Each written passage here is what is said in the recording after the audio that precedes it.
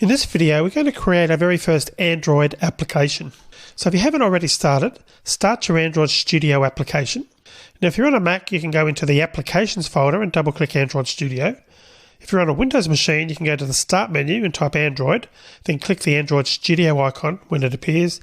And on Linux, you can use the technique I showed you in that video to access the Android Studio desktop entry that we created. That's the installation video for Linux. So once you've started Android Studio, we're going to create our very first application by coming up here and clicking on Start a New Android Studio Project. Now once you do that, a series of screens will appear to ask you for some basic information about the project you want to create. Now the first screen asks you for the application name. We're going to keep it simple and call our application Hello World. Now the next part might be a bit confusing, company domain. Now, Android applications use the concept of a package name to make sure that your application reference is unique across the world. Now, that's a Java convention, but it is used for all sorts of other things as well. The internet couldn't function if domain names weren't unique worldwide. Now, the reason that it needs to be unique here is that when you eventually go to upload your code to the Google Play Android App Store to make it available for sale, you need to have a unique identifier that's not used by anyone else. So what Google suggests you do is use your company domain name. So in my case, I'm going to use my domain name, and I've got a domain here, learnprogramming.academy. So just to show you what happens, I'm going to delete that. But notice I start typing learnprogramming.academy. The package name is being updated automatically. Now Android Studio uses this reverse domain name to create the package. So you saw that I typed in learnprogramming.academy and it came up and said academy.learnprogramming.helloworld. So the hello world was a representation of what I typed in the application name, minus spaces and all in lowercase. Now if you haven't got your own domain name, that's okay. For training and testing purposes, there are a set of example domains that have been set aside for people to use. Example.com and example.org are two of these example domains. So you could just use example.org and it'll produce the package name org.example.helloworld for you. Now, if you want more information, you can visit example.org or example.com in a browser and there's a link for more information. Now you can literally have anything there, but just do note that once you've created your own applications and you're at the stage of uploading them to the App Store, then you will need to have a domain name so that you can make this unique. But as you can see, I'm going to leave mine now on screen and company domain as learnprogramming.academy. So next you need to define the location where you're going to start saving your projects. Now this is just like a word processing document in the sense that you need to choose somewhere to save them. So what I'm going to do is leave the default that I've currently got, which is, in my case, I've got a subfolder there called Android Oreo Java, where all my projects are going to be going. But if you wanted to choose a location, you can just come over here and click on the three little dots here, the three little periods, and you can navigate to a folder where you want your files to appear. And if necessary, you can create a new folder to create a new folder. I'm going to leave that as the default. And if I had have created a folder, I would have been able to click OK and a new folder would have been generated. So in your case, you want to do that and find the folder, the project location, where you want your files to go. And note that Android Studio will automatically append the name of our application to that. So in the case here, you can see that's my path. The Android Oreo Java is the folder, and Android Studio has added a slash and hello world, which is the name of the project, to that path. And that's where it's going to save all the files for this project. So in other words, it's going to create a subfolder for this project and any other project you create. So as you create lots of projects as you move through this course, there will be one subfolder for each of those projects. Now, so that they're neatly separated and you're not running any risk of actually getting into difficulties in some way by overwriting code, make sure you don't try to put two projects into the same folder because that can cause all sorts of problems. All right, there's another important setting on the screen that we need to make. Make sure you untick the include Kotlin support box. You can see in my case it is already unticked. This causes Android Studio to generate Kotlin code if ticked rather than Java code. Now because this is the Java version of our course, we definitely want that box unticked here.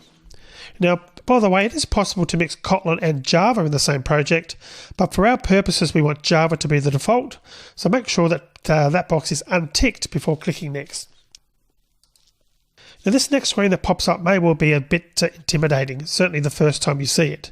You're probably thinking at this point, what's this all about? Well, firstly, before I start talking about minimum SDK, these things here, Wear, TV, Android Auto and Android Things, you'd normally leave those unticked.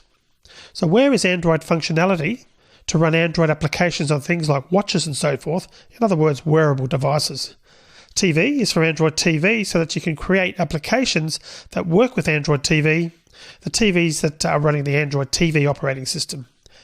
Android Auto is for cars, automobiles, literally. Again, it's a special version that runs on that so that you can create applications for cars.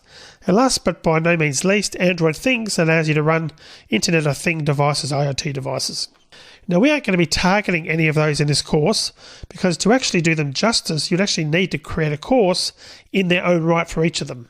So you'll be leaving those all disabled every time you create a project in this course. But the important thing though, on this screen is this minimum SDK.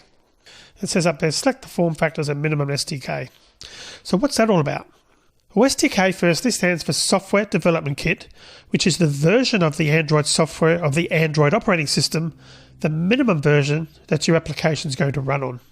Now, when we drop down this list over here, we can go all the way back to Android 4, codename Ice Cream. All the way down here, so you can see Android 4, that's API 14. Now, Google are no longer supporting older Android versions, so that's the earliest version we can choose here. Now, by monitoring the devices that connect to the Google Play Store, Google can keep track of which versions of Android are still being used out in the wild.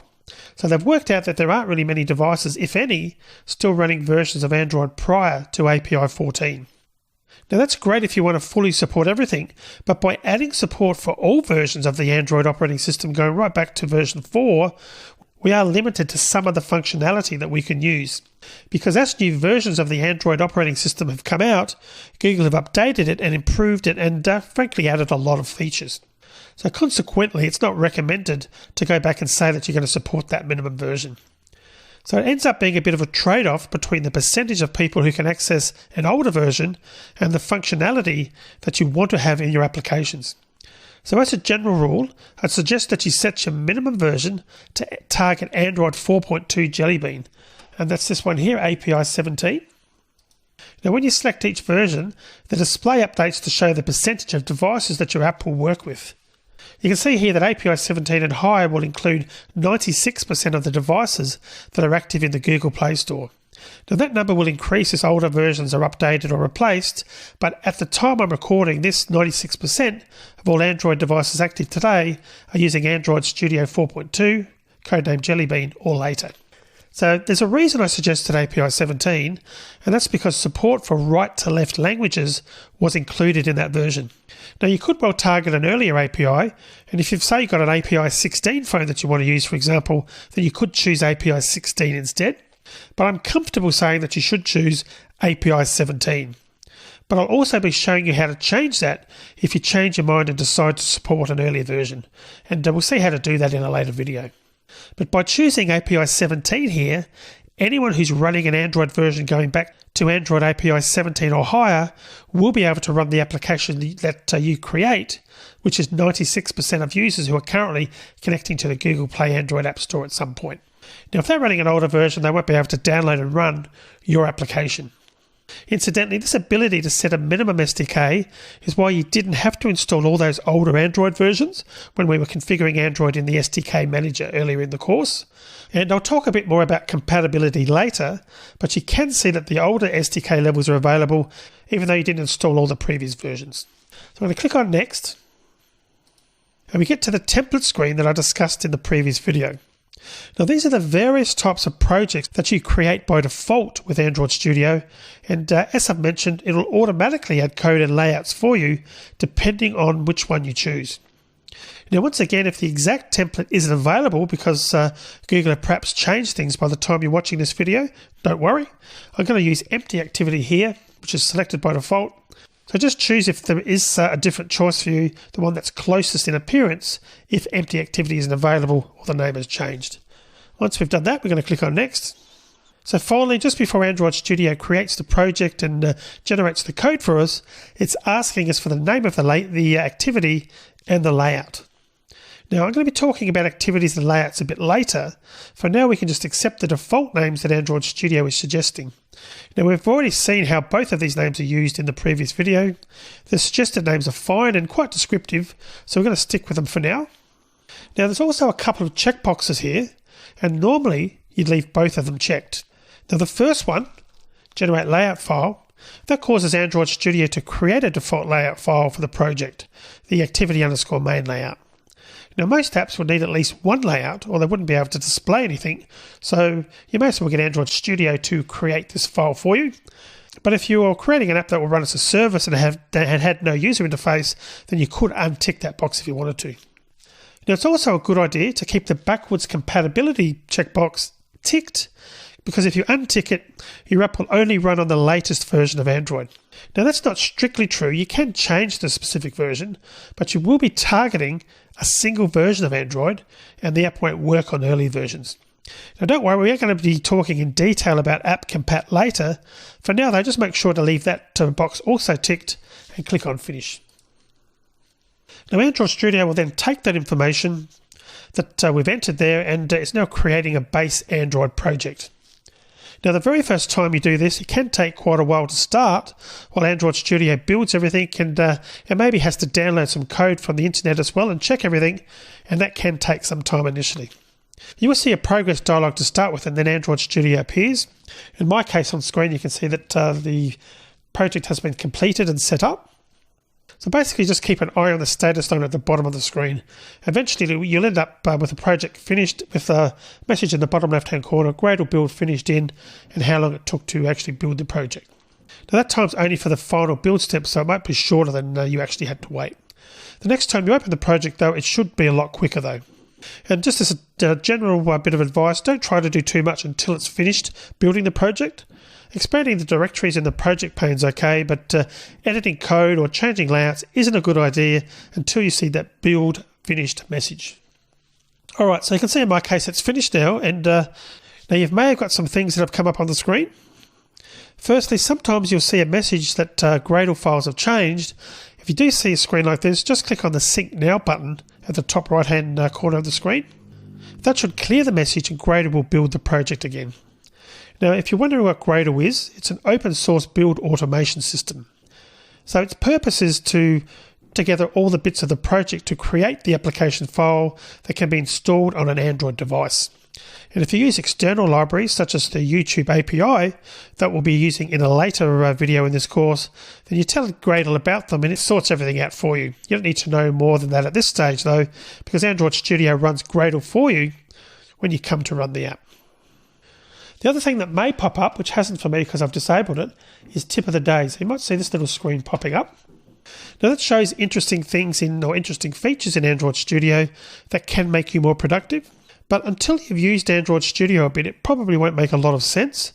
So what I suggest you do in that initially, until you've got more experience with Android Studio, is to just simply close it. Again, the tips can help you become more productive once they start making sense. And if you want, which I've done, is you can come down here and uncheck this Show Tips on Startup box so that it doesn't pop up every time you start Android Studio. And I'm going to leave it like that so it doesn't pop up. But again, if you want to access that in the future, it's in the Help menu under Tip of the Day. Alright, so at this point our project's been created. Let's finish the video here and we'll start talking more about this project in the next one.